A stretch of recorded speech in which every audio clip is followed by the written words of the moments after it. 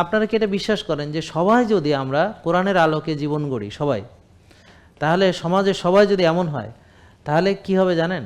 সমাজটা জান্নাত হয়ে যাবে না? ধরেন আমার মোবাইলটা এখানে পড়ে আছে, কেউ নিবেও না। কে নিবে? বরং মালিক খুঁজে বাইর করার চেষ্টা করবো, যে এর মালিককে, তাকে পৌঁছায় দেওয়া আমার দায়িত্ব। বা আমি বেটার এটা ধরি না, ধরলে আমার হাতে দাগ লেগে যাবে, আমি দায়িত্ব পেয়ে যাব। এখন আমি মালিক খুঁজে বের করতে না পারলে আমি একটা বিপদে পড়ে যাব। তা আমি এটা থাক যে অবস্থা আছে, যারা এটা দায়িত্ব নিতে পারবে, যে এটার মালিক খুঁজতে পারবে, সেই এটা উঠাবে। তো আমার একটা দামি মোবাইল ধরেন 2 লাখ টাকার, কেউ নিবে না, কেউ নিতে সাহস পাবে না। কারণ কি, ও জানে যে আল্লাহ দেখতেছে। চুরি তো করবেই না, ডাকাতি করবেই না, প্রশ্নই আসে না।